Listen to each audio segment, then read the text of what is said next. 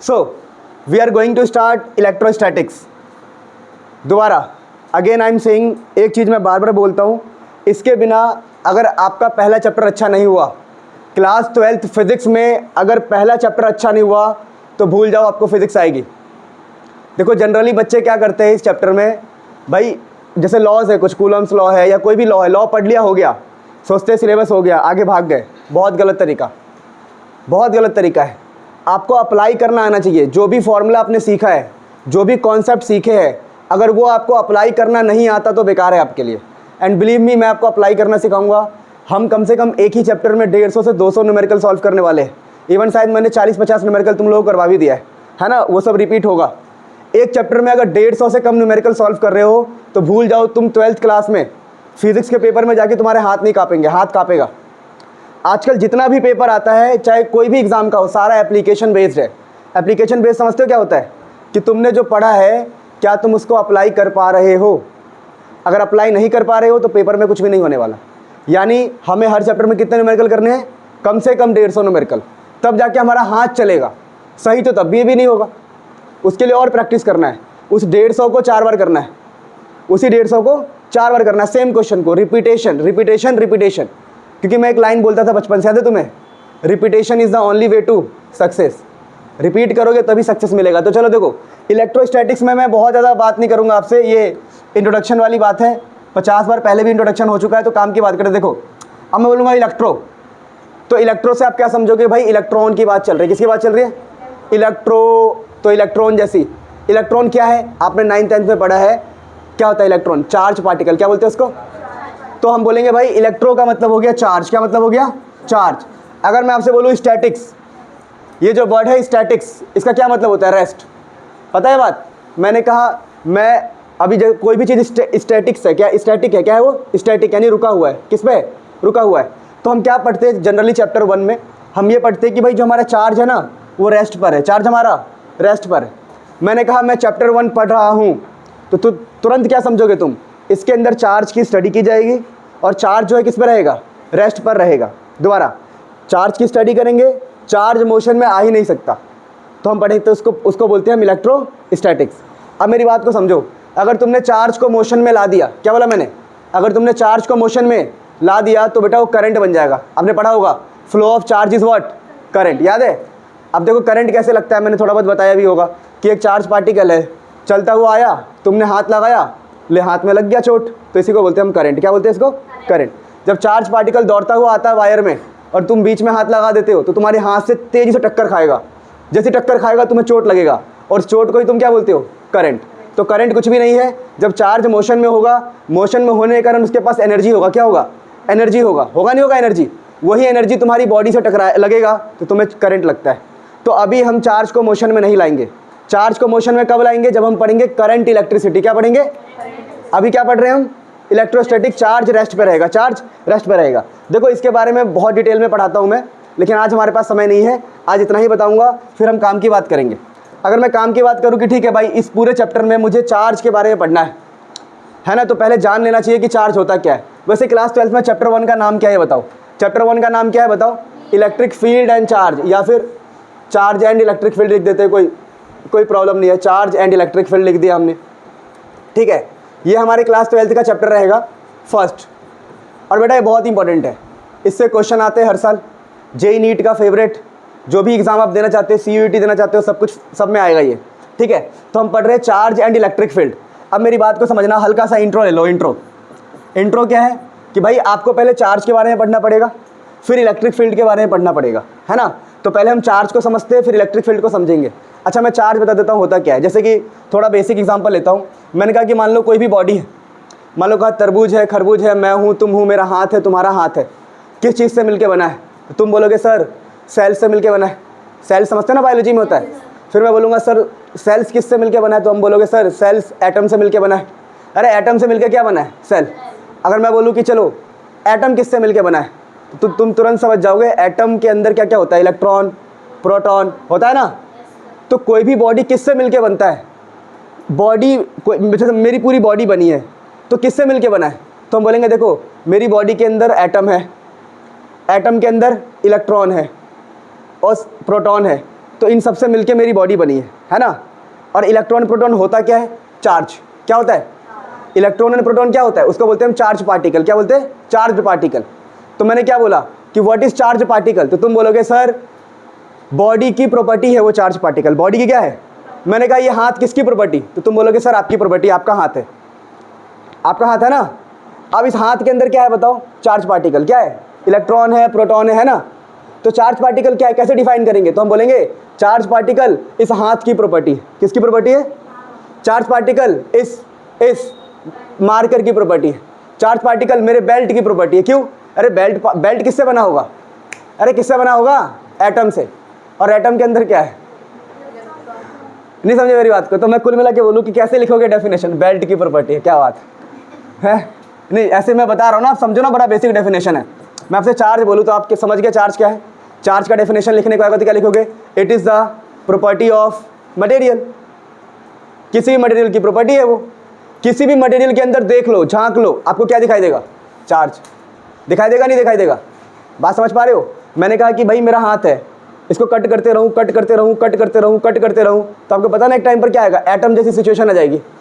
अब उसको झांक उसके अंदर देखोगे तो क्या दिखाई देगा? इलेक्ट्रॉन, प्रोटॉन, जो कि क्या है? Charge particle. तो अगर मैं लिखना चाहूँ तो लिख सकता हूँ इट इज़ द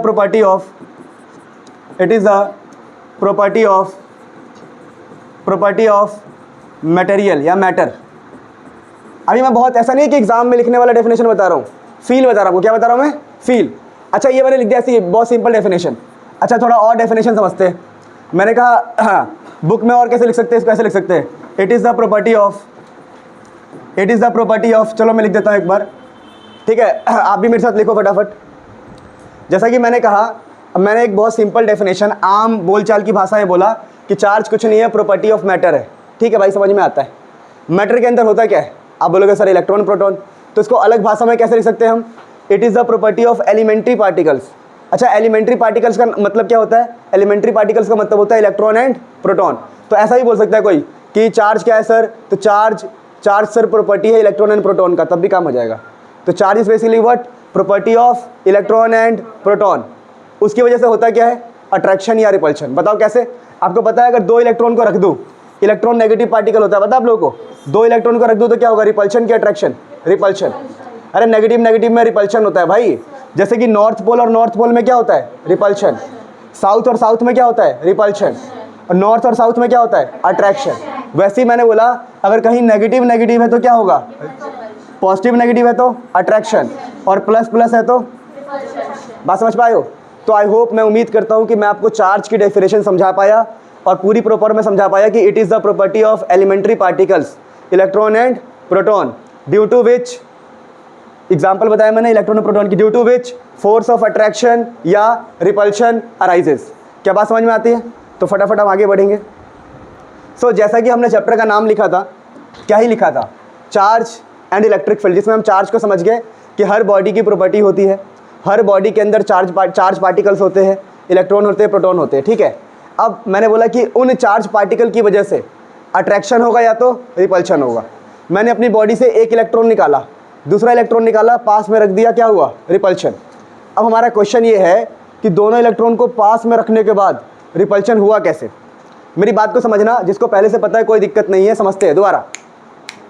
मैंने कहा देखो भाई, अगर मुझे इसको रिपेल करना है, ये पीछे बोर्ड है, रिपेल करना है तो टच करना पड़ेगा। करना पड़ेगा नहीं करना पड़ेगा? अरे टच करना पड़ेगा भाई। किसी को धक्का मारना है, किसी को लात मारना है, कुछ भी करना है, टच करना पड़ता है, टच करना पड़ता है। लेकिन यहाँ पर क्या है, तूने एक इलेक्ट्रॉन को यहाँ रखा, दूसरे इलेक्ट्रॉन को यहाँ रखा, बिना छुए ये वाला इसको धक्का मार पा रहा है। ये कैसे पॉसिबल है? ये बिल्कुल वैसा है जैसा मैग्नेट था। आपने बोला कि भाई देखो मैग्नेट एक यहाँ है, एक यहाँ है। अब बचपन में घर पे करते भी होंगे, मैग्नेट को पास ले गए, या तो अट्रैक्शन है या तो रिपल्शन है। क्या एक मैग्नेट दूसरे मैग्नेट को टच करता था? टच नहीं। एक मैग्नेट यहाँ है, दूसरा मैग्नेट यहाँ है, पास ले जाओगे रिपल्शन होगा, बिना टच किए। बिना टच किए होता है ये, और यहाँ भी बिना टच किए हो रहा है। तो कर कौन रहा है? कर कौन रहा है? इमेजिन, सोचो, कर कौन रहा है? बिना टच किए कैसे हो सकता है? तो मैग्नेट के केस में हमने क्या माना था? मैग्नेट के केस में हमने माना था कि मैग्नेट के अंदर से क्या निकलती है? Magnetic field. क्या निकलती है? तो देखो एक मैग्नेट ये है, समझना, फील करना। दूसरा मैग्नेट ये है, इसके अंदर से मैग्नेटिक फील्ड निकली, इसके अंदर से मैग्नेटिक फील्ड निकली, ऐसे गए, टकरा गए, टकराए मैग्नेटिक फील्ड, तो क्या होगा? रिपल्शन। जैसे आजकल मूवीज़ में देखा होगा तुमने, वो अपने हाथ से शक्ति निकालता है, वो अपने हाथ से शक्ति निकालता है, दोनों की शक्तियाँ टकराती है और फिर एकदम से पीछे हो जाते हैं। हाँ, तो वैसा ही है, वही फील्ड है वो। बात नहीं समझ पा रहे हो? तो उस वाले केस में हमने इमेजिन किया था मैग्नेट केस में कि दो मैग्नेट के बीच में क्या होता है, मैग्नेटिक फील्ड। तो यहाँ पर हमने क्या सोचा कि भाई दो इलेक्ट्रॉन है, एक इलेक्ट्रॉन यहाँ है, दूसरा इलेक्ट्रॉन यहाँ है, और दोनों के बीच में क्या हो रहा है, रिपल्शन। क्या हो रहा है, रिपल्शन। ये भी नेगेटिव है, ये भी नेगेटिव है। तो ऐसा क्या हो रहा होगा यहाँ पर? तब हमने इमेजिन किया कि ये क्या होता है, देखो ये इलेक्ट्रॉन ना कुछ इलेक्ट्रिक फील्ड निकालेगा। क्या निकालेगा? कुछ इलेक्ट्रिक फील्ड। या ये चार्ज पार्टिकल है कोई भी, ये चार्ज पार्टिकल और ये चार्ज पार्टिकल, इधर से ये इलेक्ट्रिक फील्ड भेजेगा, इधर से ये इलेक्ट्रिक फील्ड भेजेगा, दोनों इलेक्ट्रिक फील्ड आपस में इंटरेक्ट करेंगे और उनको रिपल्शन फील होगा, रिपल्शन फील होगा। क्या बात समझ पा रहे हो? अगर एक पॉजिटिव है एक नेगेटिव है, ऐसा हम इमेजिन कर रहे हैं, तो ये प्लस वाला इलेक्ट्रिक फील्ड भेजेगा और ये नेगेटिव वाला उसको ले लेगा, तो खींचेगा, तो अट्रैक्शन हो जाएगा। क्या हो जाएगा? अट्रैक्शन। तो ऐसा हमने इमेजिन किया। तो क्या आपको चैप्टर का नाम क्लियर है? हम क्या पढ़ने वाले हैं? हम पढ़ने वाले हैं चार्ज। क्या पढ़ने वाले? Charge and electric field. And electric field. Charge क्या है? बॉडी की प्रॉपर्टी, बॉडी की प्रॉपर्टी। इलेक्ट्रिक फील्ड क्या है? उन चार्ज के अंदर से निकलने वाली वो चीज़ जिसकी वजह से अट्रैक्शन या रिपल्शन होता है। यानी मैं एक लाइन में अगर लिखूं तो समझाने वाली बात क्या है? देखो समझाने वाली बात ये है कि यहाँ पर होता है चार्ज। क्या होता है? चार्ज। यहाँ पर होता है दूसरा चार्ज। क्या होता है? दूसरा चार्ज। और इनके बीच में जो भी करवाए, या तो अट्रैक्शन करवाए या तो रिपल्शन करवाए, वो कराने वाला बंदा, जो बीच में बंदा है, वो कौन है? Electric field. वो कौन है? Electric field. तो क्या बात समझ में आया? तो इलेक्ट्रिक फील्ड क्या काम करता है? इलेक्ट्रिक फील्ड इंटरमीडिएट की तरह वर्क करता है। इंटरमीडिएट समझते हो? जो बीच में होता है, इसको आप बिचौलिया बोल सकते हो। क्या बोल सकते हो? मतलब दो मतलब होता है ना, दो कंपनी के बीच में एक बिचौलिया होता है, उस टाइप का है इलेक्ट्रिक फील्ड। तो आई होप इंट्रोडक्शन समझ में आ गया होगा। अब हम आगे बढ़ेंगे, ठीक से लिख लो। अब प्यारे बच्चों ध्यान से, अब जो मैं चीज़ें बता रहा हूँ बड़ी इंपॉर्टेंट है समझना। छोटी छोटी बातें हैं, इसको याद कर लोगे। मैंने कहा था बहुत बार रिपीट हो जाएगा। जो बच्चे दोबारा मुझसे पढ़ रहे हैं उनको रिपीट हो रहा है, ठीक है। जो पहली बार पढ़ रहे हैं उनको तो मज़ा ही मज़ा है। देखो याद करने वाली बात क्या है, अभी मैंने आपको बताया कि भाई ये इलेक्ट्रॉन नाम की चीज़ होती है, और इलेक्ट्रॉन क्या होता है? एक चार्ज पार्टिकल। मैंने बोला वैसे प्रोटॉन नाम की चीज़ होती है, वो भी क्या होता है? एक चार्ज पार्टिकल, ठीक है। तो मैंने कहा देखो पहले चार्ज को समझना, चार्ज को। ये बड़ा याद करने वाली बात है, रट्टा मार लो, एग्जाम में आपसे कोई नहीं पूछने वाला। चार्ज के लिए हमने सिंबल बनाए। क्या बनाया बेटा? सिंबल। अगर किसी को लग रहा है मैं फास्ट हूँ तो मुझे बता सकता है, पर मैं फास्ट थोड़ा सा इसलिए हूँ कि मुझे लग रहा है कि थोड़ा सा हमें सिलेबस को एक्सेलरेट करना चाहिए, क्योंकि आज से 10 दिन बाद तुम्हारा स्कूल अनाउंस करेगा यूटी, पता है, unit test, chapter 3, chapter 2, chapter 1, 3 chapter आ रहा है। ऐसा 12th में होता है। 12th में बेटा जितने तुम कपड़े नहीं खरीदोगे, जितने फेस्टिवल्स नहीं है तुम्हारे, उतने तुम्हारे यूनिट टेस्ट होंगे, और उतनी बार तुम फेल होंगे, और उतनी बार तुम्हारे माँ बाप को बुला के बेइज्जती किया जाएगा। और बहुत प्यार से बेइज्जती करते हैं। आपका लड़का है? अच्छा, मजाक नहीं कर रहा मैं, ऐसे ही होता है, ठीक है ना। चार्ज देखो, चार्ज सिंबल जो है, सिंबल इसका कैपिटल क्यू यूज़ करे, स्मॉल क्यू यूज़ करे, Q1 यूज़ करे, Q2 यूज़ करे। चार्ज के लिए सिंबल हम ये इस्तेमाल करने वाले। अच्छा, चार्ज का जो यूनिट है, यूनिट, उस यूनिट का यूनिट है कूलम। आपने बचपन में पढ़ा होगा ये कूलम, बहुत पढ़ा होगा, ठीक है ना। कूलम, कूलम के लिए हम क्या यूज़ करते हैं? C। क्या यूज़ करते हैं? C। तो ये चार्ज है। क्या ये? चार्ज। जैसे मैंने लिखा 1 कूलम, तो कोई बच्चा जो बहरा गूंगा है, बिल्कुल कुछ नहीं आता उसको, बिल्कुल एकदम नॉलेज से गरीब, वो समझ जाएगा कि सर ने लिखा है अगर 1 कूलम, तो तुरंत आइडिया आना चाहिए मन के अंदर क्या, कि भाई ये चार्ज है। क्या ये? चार्ज। क्योंकि मैंने क्या बोला, इसकी यूनिट क्या है? कूलम। तो हम यूनिट से पहचानते हैं। जैसे मैंने लिखा ऐसे 10 और न्यूटन, तो आप क्या समझोगे सर क्या है ये? तो आप तुरंत समझोगे क्या है ये? फोर्स है। तो 10 न्यूटन जैसे फोर्स है, वैसे अगर कभी लिखा हो 1 कूलम तो समझ जाओ क्या है ये? चार्ज। अब अगर ये बातें अगर आपने याद कर ली तो कुछ और बातें मैं आपको याद करवाना चाहता हूँ। देखो हमने कहा कि देखो मेरे पास इलेक्ट्रॉन है। क्या है? इलेक्ट्रॉन। इस इलेक्ट्रॉन के ऊपर मैंने चार्ज को फाइंड किया, एक्सपेरिमेंट किया गया, ठीक है ना। ये क्लास 11th एटॉमिक स्ट्रक्चर वाले में होता है, पर तुम्हारे सिलेबस में नहीं था पिछली बार कि कैसे इसके चार्ज को फाइंड करते हैं। जब इसका चार्ज फाइंड किया गया इलेक्ट्रॉन का, तो इतना निकला 1.6 10 की -19 कूलम। और जैसा कि इलेक्ट्रॉन नेगेटिव होता है, यहाँ पर नेगेटिव साइन लगा दो, पर वैल्यू कितनी है? 1.6 10 की -19 कूलम। अगर तुम इस वैल्यू को ठीक से देखते हो तो बेसिकली ये बहुत ही छोटा है। कैसे? 10 की जो पावर है वो माइनस में 19 है, माइनस में 19 है। यानी क्या लिख सकता हूँ मैं इसका? 0.00000000000 बहुत बार। क्या ये 1 से बहुत बार छोटा है? 1 का मतलब 1 होता है, ये है 0 point something something something something something सब, यानी 1 से भी छोटा, 1 से भी छोटा है। तो हमने ऐसा मान लिया है कि सबसे छोटी वैल्यू चार्ज का यही है, स्मॉलेस्ट वैल्यू ऑफ चार्ज। क्या माना हमने इसको? Smallest value of charge, smallest value of charge, ठीक है। इसको याद कर लेना। अच्छा, इसी को बोलते हैं, ठीक है ना, क्वांटम ऑफ चार्ज, क्या बोल देते हैं इसको? Quantum of charge, basic quantum of charge है ना, quantum of charge, fundamental quantum of, जो मर्जी आप बोल लो कोई फर्क नहीं पड़ता। इससे फेमस यही है, कौन सा फेमस है? ये वाला, कि स्मॉलेस्ट वैल्यू ऑफ चार्ज। ठीक है, अब मेरी बात को समझना, इसको याद कर लो अच्छे से। अच्छा, एक और चीज़ के बारे में मैंने आपको बताया था, प्रोटॉन। किसके बारे में बताया था? प्रोटॉन। तो प्रोटॉन और इलेक्ट्रॉन का चार्ज सेम होता है, पता है आप लोगों को, बस साइन अलग होता है, ये पॉजिटिव होता है और वो नेगेटिव। तो प्लस का 1.6 × 10⁻⁻19 कूलम। अच्छा, नॉलेज के लिए मैं और भी बातें बता सकता हूँ, मैं बहुत फास्ट हूँ मुझे पता है, कोई नहीं, सुनते रहो। कि भाई हमने ये बोल दिया कि सबसे छोटा ये है, पर इससे भी छोटा एग्जिस्ट करता है, उसको हम क्या बोलते हैं? क्वार्क्स। ठीक है, तो हो सकता है कि कई सारी चीज़ें मैं आपको ना बताऊं क्योंकि वो तुम्हारे काम का नहीं है। ठीक है, इससे भी छोटी चार्ज पार्टिकल्स हैं हमारे पास, लेकिन उसके बारे में स्टडी नहीं करते। क्यों स्टडी नहीं करते? क्योंकि वो हमें कहीं भी मिला नहीं, आइसोलेटेड। अरे कोई ज़्यादा मिले मार्केट में तो उसकी बात भी करे ना, अब मार्केट में मिल नहीं रहा तो बात क्या करे? बात समझ पा रहे हो? एक आध पीस कहीं मिल गया तो उसकी बात नहीं करते, जो ज़्यादा मिल रहा है, हर बार मिल रहा है, क्वांटिटी में मिल रहा है, तो उसी की बात करते हैं। तो कुल मिला के मैं क्या बोल रहा हूँ, इलेक्ट्रॉन एंड प्रोटॉन को हम सबसे छोटा मान के चलेंगे, पर इससे छोटा भी मार्केट में अवेलेबल है, जिसको बोलते हैं हम क्वार्क्स। क्या बोलते हैं? क्वार्क्स। पर उसको हम डिस्कस नहीं कर रहे, अभी काम की बात करते हैं। तो आप ये सब नोट कर लो, फिर आगे बढ़ेंगे। अच्छा, चार्ज के बारे में हम बेसिकली जान गए। हम ज़्यादातर पढ़ रहे हैं इलेक्ट्रॉन और प्रोटॉन को लेके। अच्छा, इलेक्ट्रॉन प्रोटॉन को हम अपना बेस मान रहे हैं। बेस क्यों मान रहे हैं? उसके बिना हम कुछ कर ही नहीं सकते। अब मेरी बात को ध्यान से समझना, बहुत ध्यान से। मैं आपको हल्का सा थोड़ा सा बेसिक में ले आता हूँ, ध्यान रखना। कभी प्लस प्लस हो रिपल्शन होगा, माइनस प्लस हो अट्रैक्शन होगा, माइनस माइनस हो रिपल्शन होगा। ठीक है ना, ये रिपल्शन वाला है, ये अट्रैक्शन वाला है, ये बात मुझे समझ में आती है। ठीक है, अब मेरी बात को समझना, छोटी छोटी बातें, बहुत सिंपल सिंपल बातें। देखो, अगर मैं आपसे बोलता हूँ कि ये एक बॉडी है और ये दूसरा बॉडी है, क्या इन दोनों में अट्रैक्शन होगा?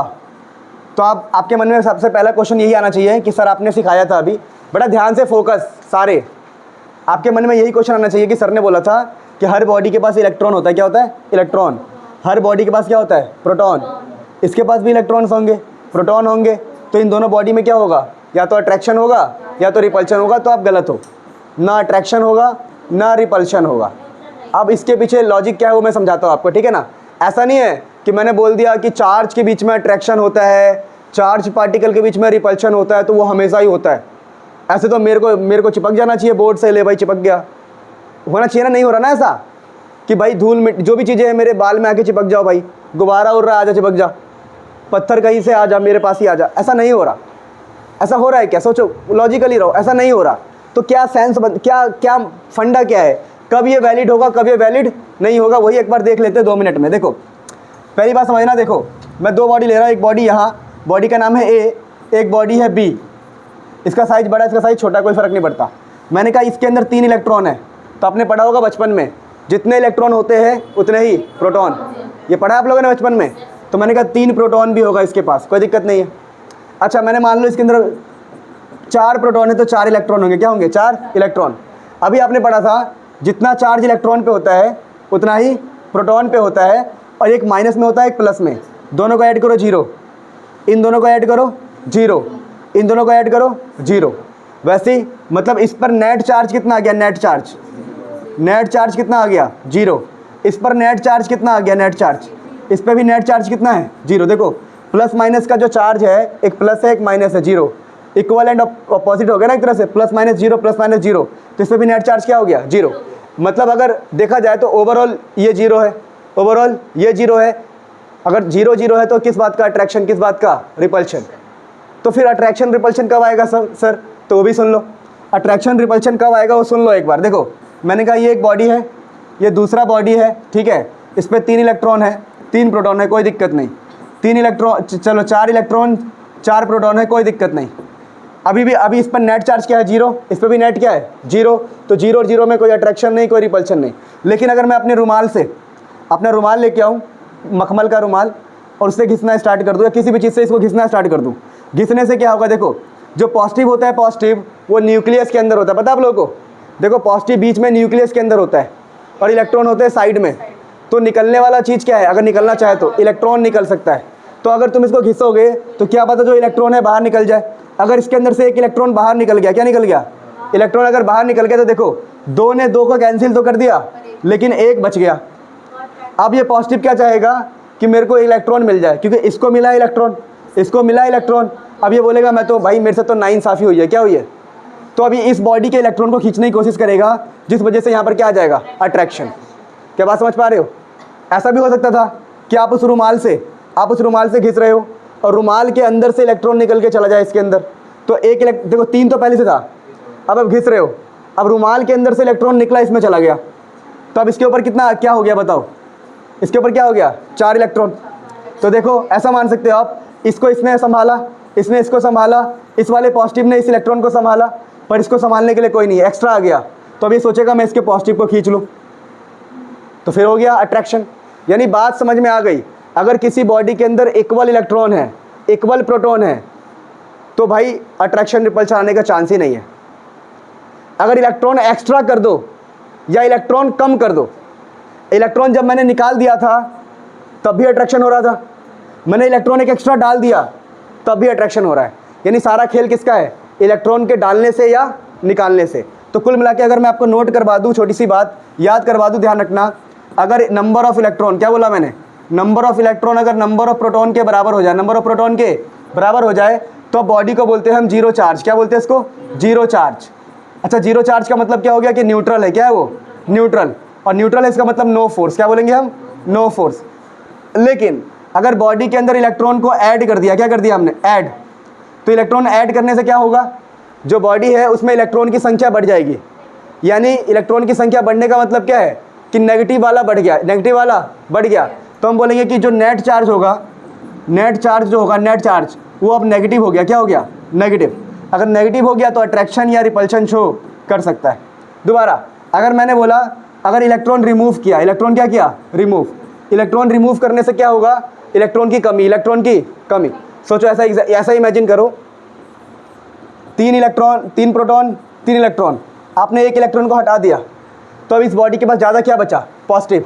तो हम बोलेंगे बॉडी के पास ज़्यादा क्या बचा? पॉजिटिव। क्या बचा? तो बॉडी अब हमारा पॉजिटिव हो गया। क्या हो गया? पॉजिटिव। तो attraction and repulsion is possible. फटाफट नोट कर लो, फिर आगे बढ़ेंगे। मैं थोड़ा रिपल्शन एक्सप्लेन कर रहा हूँ। देखो, एक बॉडी ए है, दूसरा बॉडी भी ए है, सेम बॉडी है, ठीक है। मैंने इसको बोला 4 पॉजिटिव 4 नेगेटिव, 4 पॉजिटिव 4 नेगेटिव, मैं इसको ऐसे रब कर रहा हूँ। क्या कर रहा हूँ? रब। सच में ही रब हो गया वो। इसको भी ऐसे क्या कर रहा हूँ? फ्रिक्शन कर रहा हूँ। क्या कर रहा हूँ? फ्रिक्शन। तो मान लो बाई चांस इसके अंदर से इलेक्ट्रॉन निकल गया, तो भाई इसके अंदर से भी निकलेगा ना, सेम बॉडी है तो।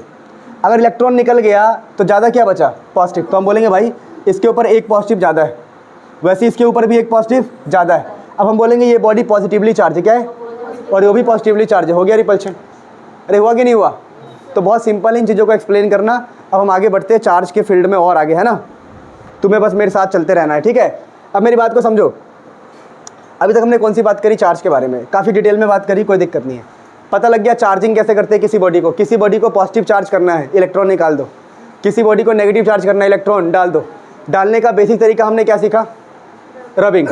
रब करो, इलेक्ट्रॉन निकालो, रब करो, इलेक्ट्रॉन डल भी जाएगा। तो ये सब चीज़ें हम और डिटेल में सीखेंगे। आज हम हल्का सा न्यूमेरिकल की तरफ तुम्हें ले जा रहे हैं। मैं बुक के हिसाब से नहीं पढ़ाता, बुक कैसे पढ़ा रहा है या गाइड कैसे पढ़ा रहा है, मेरे मन में जो मुझे सही लगता है वो मैं पढ़ाता हूँ। अब ना कुछ छोटी छोटी बातों को समझना। मैं आपसे कुछ न्यूमेरिकल की तरफ बढ़ूंगा, मैं अब बोर नहीं करूँगा आपको, काम की बात। अब न्यूमेरिकल पे आ गए हम, एंड बिलीव करो यहाँ से न्यूमेरिकल आता है। मैं आपसे बहुत बेसिक बात करूँगा, आप मजाक में क्वेश्चन सॉल्व करने लग जाओगे। मैंने कहा देखो, एक बॉडी है ए और यहाँ पर कोई बॉडी है बी या सी। मैंने क्या बोला? कोई बॉडी है ए, यहाँ कोई बॉडी है बी या सी या कुछ भी है। मैंने कहा देखो, इस बॉडी के अंदर से मैंने 2 इलेक्ट्रॉन यहाँ डाल दिए, इस बॉडी ए से 2 इलेक्ट्रॉन इसमें ट्रांसफ़र कर दिए। अब मैं तुमसे क्वेश्चन पूछूं, इसके ऊपर कितना चार्ज आया होगा और इसके ऊपर कितना चार्ज आया होगा? तो पहला चीज़ समझेंगे हम कि देखो भाई समझना, इसके अंदर से इलेक्ट्रॉन गया है तो इस पर क्या बढ़ गया होगा? पॉजिटिव। तो ये तो पता लग गया कि भाई ये पॉजिटिव बन जाएगा। क्या बन जाएगा? इसके अंदर इलेक्ट्रॉन ऐड हुआ है तो ये तो पता लग गया मुझे, ये क्या बन जाएगा? ये नेगेटिव बन जाएगा। अब मैं ये समझूंगा कितना पॉजिटिव बढ़ जाएगा भाई, जितना तुमने निकाला है, क्योंकि पॉजिटिव और नेगेटिव बराबर होता है ना एक तरह से। तो आपने अगर 2 इलेक्ट्रॉन निकाला है तो उसमें 2 पॉजिटिव एक्स्ट्रा दिखाई देगा। जैसे मैं बोलूँ देखो, इसमें 4 होता, 4 पॉजिटिव और 4 नेगेटिव होता, और तुमने 2 निकाल दिया तो तुम्हें पॉजिटिव 2 एक्स्ट्रा दिखाई देंगे ना, बाकी ये तो खत्म हो जाएंगे। खत्म इन द सेंस एक दूसरे का इफेक्ट कैंसिल हो जाएगा, ऐसा मान लो। तो हम बोलेंगे अच्छा इस पर 2 पॉजिटिव आएगा, यानी 2 प्रोटॉन का चार्ज एक्स्ट्रा है। 2 प्रोटॉन का चार्ज एक्स्ट्रा है, तो हम लिखेंगे इस पे जो चार्ज आया है वो आया 2 टाइम्स प्रोटॉन का चार्ज, 2 टाइम्स प्रोटॉन का चार्ज। तो आपने पढ़ा है प्रोटॉन का 1.6 10⁻⁻19 याद है तुम्हें। तो इस बॉडी पर इतना चार्ज आएगा पॉजिटिव, इतना चार्ज आएगा पॉजिटिव। कैसे किया मैंने कहा देखो अगर 2 इलेक्ट्रॉन निकाल दूंगा, 2 इलेक्ट्रॉन निकाल दूंगा तो 2 पॉजिटिव एक्स्ट्रा हो जाएगा, तो एक पॉजिटिव का चार्ज इतना होता है, तो 2 से मल्टीप्लाई कर दिया। क्या बात समझ में आ गया। सेम यहाँ पर सेंस लगाते हैं। मैंने कहा इसके अंदर 2 इलेक्ट्रॉन आया, 2 इलेक्ट्रॉन आया तो कितना इलेक्ट्रॉन एक्स्ट्रा हो गया, हम बोलेंगे 2। तो भाई हमने बोला चार्ज कितना आएगा, चार्ज का सिंबल क्यू बताया था मैंने, याद है तुम्हें। तो चार्ज आ गया इसका माइनस का, किसका आ गया, माइनस का, कितना, 2 इलेक्ट्रॉन के बराबर, है ना। जितना इलेक्ट्रॉन डालोगे उतना चार्ज बढ़ेगा ना, तो ये आंसर आ गया। अब यहाँ पर एक बात समझना, बहुत बेसिक सी बात है। देखो अब देखना इसको ठीक से, ये -2 है तो ये +2, यानी यहाँ पर पता है क्या हो रहा है, यहाँ पर ये हो रहा है कि आप जितना जितना जितना इलेक्ट्रॉन यहाँ ट्रांसफ़र करोगे उतना पॉजिटिव यहाँ जनरेट होगा और उतना ही नेगेटिव वहाँ जनरेट होगा। अगर मैं इसको पूरे को सिस्टम मानूँ, क्या मानूँ, सिस्टम, और तुमसे कोई बोलता है क्या आपने यहाँ पर चार्ज को बनाया है, तो चार्ज को हमने बनाया नहीं है। क्या ये नेगेटिव चार्ज आपने बनाया है, नहीं, आपने बस यहाँ से उठा के यहाँ डाल दिया है। क्या आपने इलेक्ट्रॉन पैदा कर दिया, अरे इलेक्ट्रॉन कैसे पैदा कर सकते, हम नहीं कर सकते। कोई चीज़ जो है वो हम पैदा नहीं कर सकते, हम पैदा नहीं कर सकते। तो यहाँ से एक लॉ बनता है, law of conservation of charge, conservation of charge. कर सकते हैं, हाँ भाई कर सकते हैं।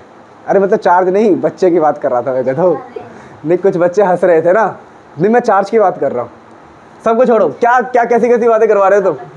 अच्छा सबको छोड़ो, क्या बोल रहा था मैं, हाँ तो यहाँ से एक लॉ बनता है, law of conservation of charge, कि charge can not be created not be destroyed, it can only be transferred from one body to another body, जो हम पढ़ेंगे फ्यूचर में। अभी तो मैंने बता दिया बस। तो देखो ओवरऑल चार्ज क्या है, ओवरऑल बताओ, पूरे सिस्टम का चार्ज क्या है, 0। कैसे देखो, ये प्लस का 2 आया है तो वो माइनस का 2 आया, क्योंकि देखो स्टार्टिंग में इसका भी 0 था और इसका भी क्या था, 0।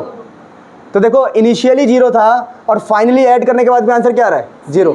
यानी चार्ज को आप पैदा नहीं कर सकते, charge can not be created, बस एक बॉडी से लेकर दूसरे पे डाल दिया है।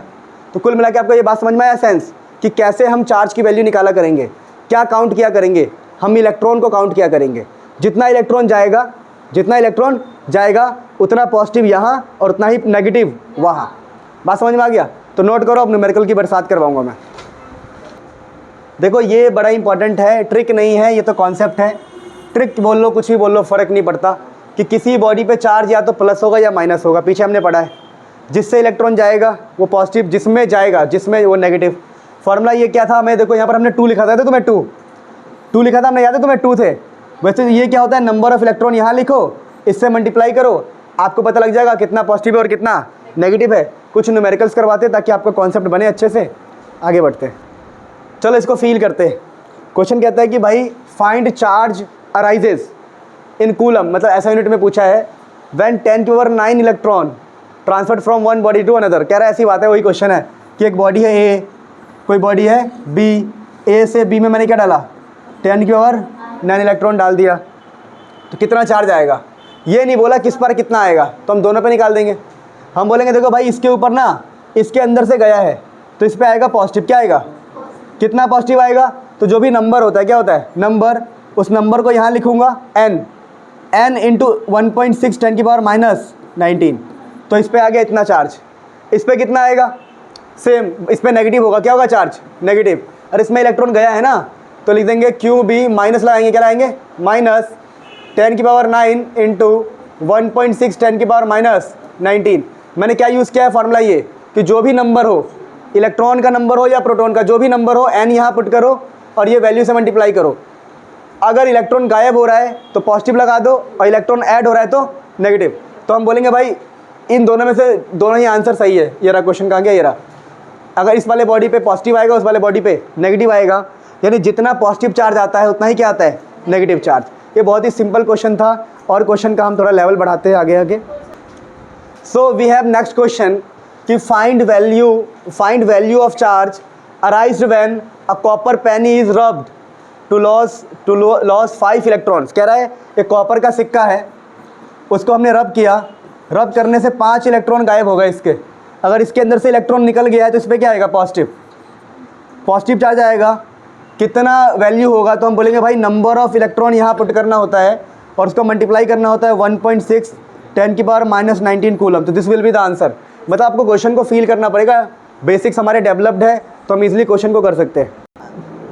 ये तुम्हें बेवकूफ़ बना रहा है, ये क्वेश्चन बेवकूफ़ बना रहा है। कह रहा है देखो आपने नंबर ऑफ़ इलेक्ट्रॉन फाइंड करो, find the number of electron that should be removed. एक कॉपर का सिक्का है, उस कॉपर में से कितने नंबर ऑफ इलेक्ट्रॉन निकाले, वो n पूछ रहा है कि इसके ऊपर प्लस का 1 कूलम आ जाए। कितना आ जाए?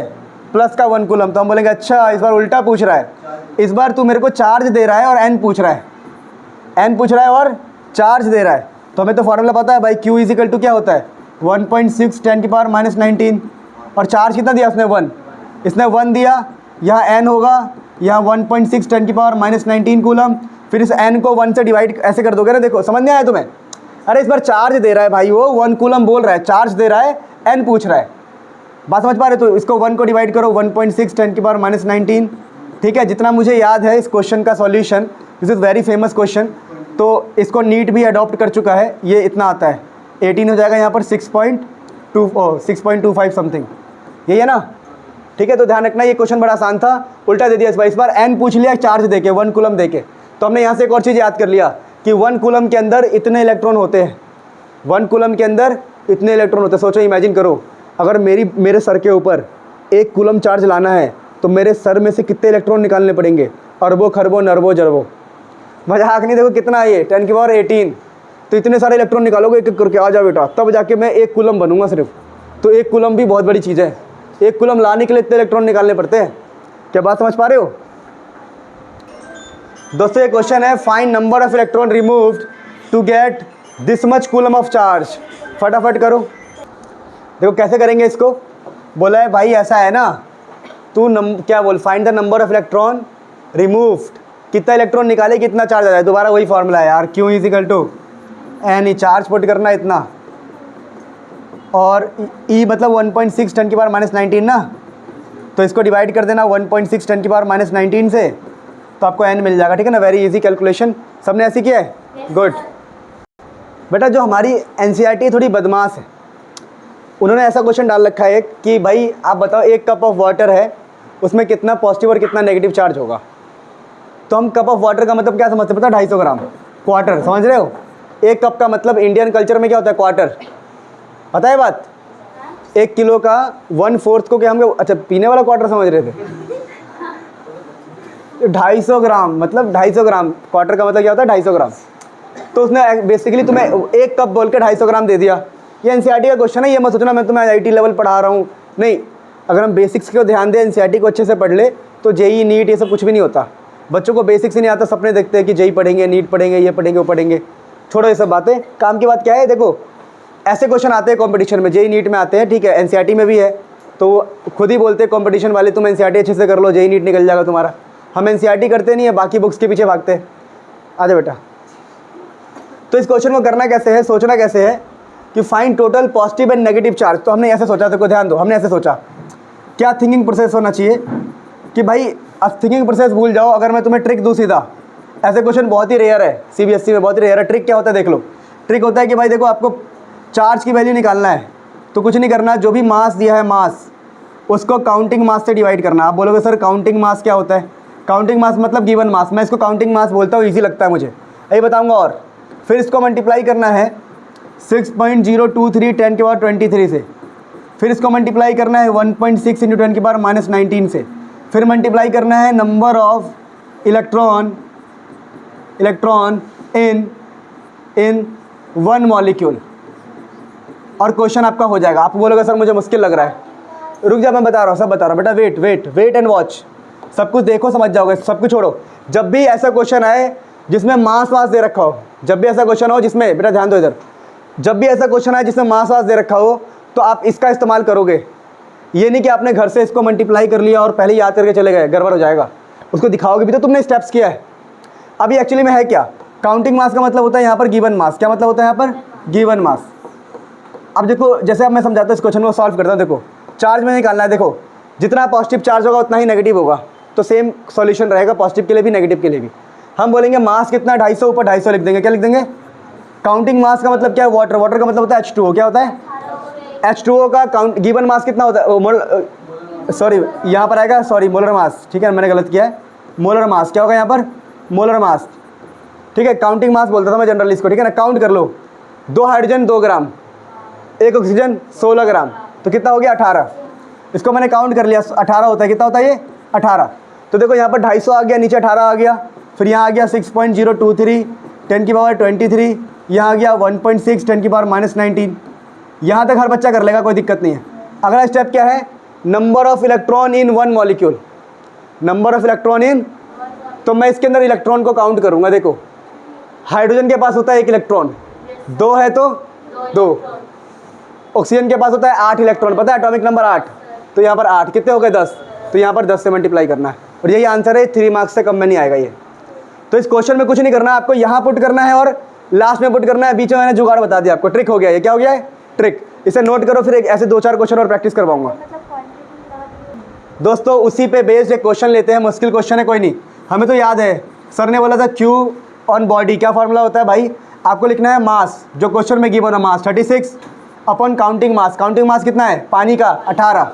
N2 में क्या लिखना है? 6.023 10 की पावर 23, 1.6 10 की पावर -19। N2 में charge, number of electron in one molecule, तो नंबर ऑफ इलेक्ट्रॉन काउंट करना है। नंबर ऑफ इलेक्ट्रॉन, ऑक्सीजन के पास 8 इलेक्ट्रॉन, हाइड्रोजन के पास 2 इलेक्ट्रॉन, 10। आगे आंसर। अगला क्वेश्चन देखो, यही लिख रहा हूँ हाथों हाथ, समझ में आया क्या करना है? अगला क्वेश्चन है find plus minus charge in, ठीक है मैंने लिख दिया ऐसे कुछ भी, मान लो मैंने लिख दिया कुछ भी ले लेते हैं 44 ग्राम।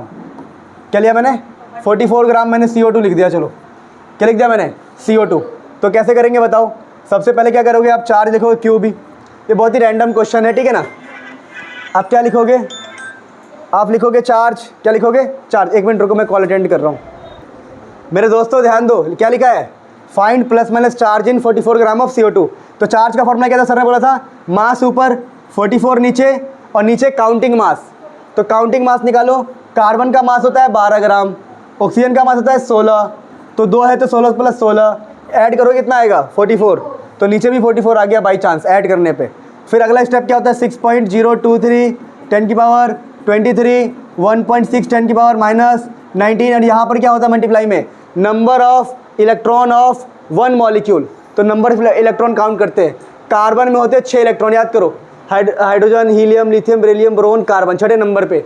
ऑक्सीजन में कितना होता है? 8, 8 दूनी 16, 16 और 6 22। बात समझ में आ गया? इससे ज़्यादा मैं नहीं करवा रहा, अब जैसा भी आएगा कर लेना खुद से, ठीक है। So we are going to deal with the properties of charge. Properties of charge, topic का नाम है basic properties of charge. Basic properties of charge, properties of charge, ठीक है। इसको पढ़ते फटाफट ख़त्म करते, इसको ध्यान से देखो, और भी बहुत सारी बातें बताऊंगा आपको फ्यूचर में। पहली प्रॉपर्टी क्या होती है बेटा? ध्यान से समझना कि भाई additive in nature. Additive in nature, क्या कोई ऐसा बच्चा है, कोई ऐसा बालक जो जानता है एडिटिव इन नेचर का मतलब क्या है? एडिटिव का मतलब होता है जिसको हम जोड़ सके, जिसको हम जोड़ सके। जैसे मैंने बोला आपसे, देखो भाई +2 कूलम +7 कूलम -3 कूलम, तो क्या आंसर आएगा? तो आपने बोला सर 7 2 9 में से 3 गए 6 कूलम इज द आंसर। वैसे क्यों पता लगा हमें आंसर ये? क्योंकि चार्ज को हम ऐड कर सकते हैं। This is additive in nature, additive in nature. तो एग्जाम में अगर डेफिनेशन आया तो क्या लिखोगे कि भाई एल्जेब्रिक सम हम कर सकते हैं चार्ज का। एल्जेब्रिक सम मतलब सिंपल एडिशन कर सकते हैं, वही है एडिटिव। क्या है वो?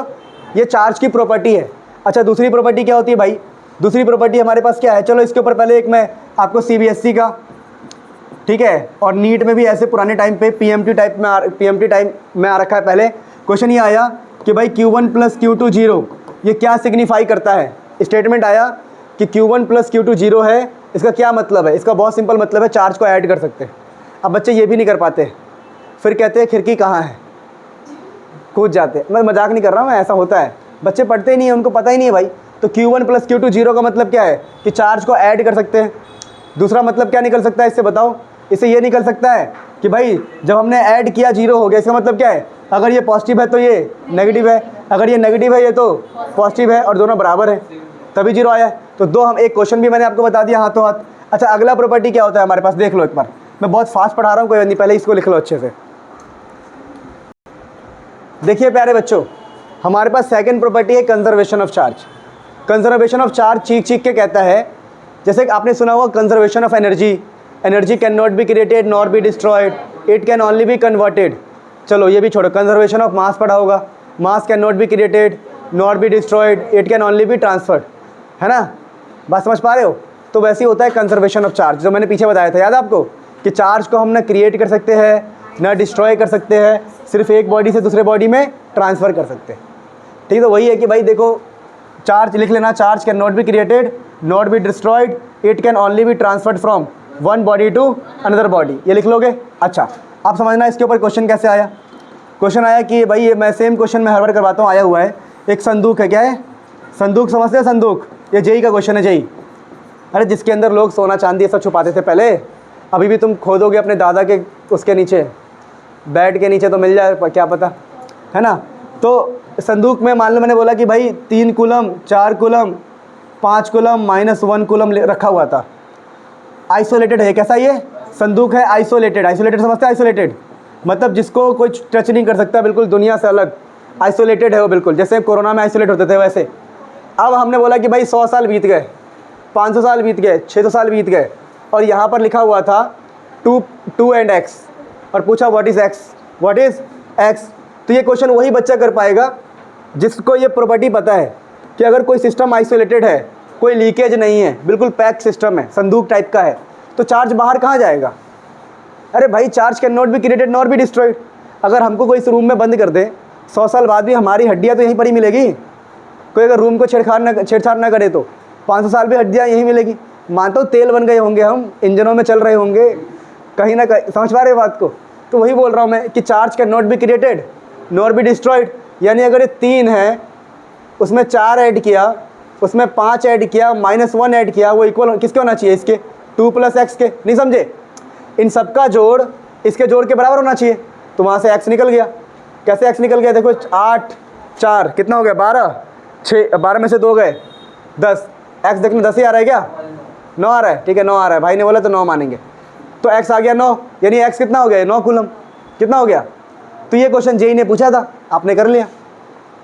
तो बहुत ही सिंपल लॉजिक लगाना होता है, काम हो जाता है, बहुत ही सिंपल लॉजिक लगाना होता है। तीसरी प्रॉपर्टी वो पढ़ के हम छुट्टी करेंगे अभी 2 मिनट बाद। तीसरी प्रॉपर्टी क्या है हमारे पास, तीसरी प्रॉपर्टी है बेटा वो जो आपने पढ़ लिया, क्वांटाइजेशन ऑफ चार्ज। क्या होता है ये, क्वांटाइजेशन ऑफ चार्ज। ठीक है, मैं बहुत फास्ट पढ़ा रहा हूँ, मुझे पता है फास्ट पढ़ा रहा हूँ, पर आपको समझ में आ रहा है, मैं उम्मीद करता हूँ। पिछली वाली प्रॉपर्टी लिख ली थी या टाइम दो आपको, लिख ली थी, नहीं लिखी होगी, लिख लो एक बार। So we have last article for today's class, what we have, quantization of charge. भाई ये होता क्या है, फील करने वाली बात है। ये कहता है देखो भाई, अगर कोई बॉडी ए है और कोई दूसरा बॉडी बी है, और तेरे को इलेक्ट्रॉन ट्रांसफ़र करना है, तो तू 1 इलेक्ट्रॉन ट्रांसफ़र कर, कोई दिक्कत नहीं है, 2 इलेक्ट्रॉन ट्रांसफ़र कर, कोई दिक्कत नहीं है, 3 इलेक्ट्रॉन ट्रांसफ़र कर, कोई दिक्कत नहीं है। तो ऐसे नहीं कर सकता, 3.1 electron not possible, 3.2 electron not possible, 3.5 electron not possible. सोचो, कह रहा है 3.5 यानी 3 और आधे, 3 इलेक्ट्रॉन तो चला गया, आधा कैसे जाएगा। क्या तो आधा इलेक्ट्रॉन कैसे तोड़ेगा भाई, वो पहले से छोटा सा पार्टिकल है, तो उसको तोड़ के थोड़ी भेज देगा। तो उसने बोला क्वांटाइजेशन ऑफ चार्ज ने, क्या किसने बोला, क्वांटाइजेशन ऑफ चार्ज ने बोला कि भाई जब भी इलेक्ट्रॉन का ट्रांसफ़र होगा एक बॉडी से दूसरी बॉडी पे, तो हमेशा कैसे ट्रांसफ़र होगा वो, 1e 2e 3 इलेक्ट्रॉन 4 इलेक्ट्रॉन, है ना, इंटीजर के फॉर्म में। इंटीजर समझते हैं, इंटीजर 1 2 3 4, ना कि डेसिमल के फॉर्म में। बात समझ में आ गया। तो हमने बोला अच्छा, what quantization of charge says, तो ये कहता है कि चार्ज एट एनी बॉडी, किसी बॉडी पर चार्ज अगर दोगे तो ऐसे दोगे, या तो 1 इलेक्ट्रॉन या 2 इलेक्ट्रॉन या 3 इलेक्ट्रॉन। या इसको सिंपल भाषा में बोले तो चार्ज का फॉर्मूला क्या निकल के आएगा, देखो अगर मैं बहुत ही सिंपल भाषा में बोलूँ तो ऐसा निकल के आएगा, देखो समझना, ऐसा निकल के आएगा कि चार्ज किसी बॉडी पे एन ई के फॉर्म में जाएगा। किसके फॉर्म में जाएगा, एन ई। ई क्या होता है आपको पता है ना, 1.6 × 10⁻19। किसी भी बॉडी पे इलेक्ट्रॉन ऐसे जाएगा, 1 इलेक्ट्रॉन चार्ज ऐसे जाएगा, 1 इलेक्ट्रॉन या तो 2 इलेक्ट्रॉन या तो 3 इलेक्ट्रॉन। तो उसने बोला जो एन होगा, एन क्या होगा, इंटीजर होगा। क्या होगा, इंटीजर। ये बहुत लॉजिकल बात है, कहीं रटने वाली बात है। एग्जाम में आया क्वांटाइजेशन ऑफ चार्ज, क्या आया, क्वांटाइजेशन ऑफ चार्ज। मैं क्या लिखूंगा कि चार्ज ऑन एनी बॉडी, किसी बॉडी पर जो चार्ज जाएगा वो कैसे जाएगा, 1e 2e 3e। अगर इंग्लिश में लिखे तो charge on any body is always integral multiple, integer के फॉर्म में होगा। कैसे फॉर्म में होगा, integral multiple of charge of 1 electron, charge of, तो इसको मैं इंग्लिश में लिखता हूँ, इंग्लिश में देखो, मैं इंग्लिश में लिखता हूँ इसको, ठीक है, फटाफट आप नोट करो, इंग्लिश में लिखता हूँ मैं इसको। अच्छा, एक बार मैं इसको इंग्लिश में लिख दिया, समझ लो कि charge on any body is integral multiple of charge of an electron, that is charge का जो फॉर्मूला होगा वो होगा n टाइम्स ई, प्लस माइनस या तो पॉजिटिव या तो नेगेटिव, जहाँ पर n क्या होंगे, इंटीजर्स होंगे, ठीक है ना। तो इंग्लिश में मैंने उसी को बताया है, charge on any body is always integral multiple, 1.2 1.3 नहीं हो सकता, ठीक है। This is the end of the lecture, बने रहो बन जाओगे।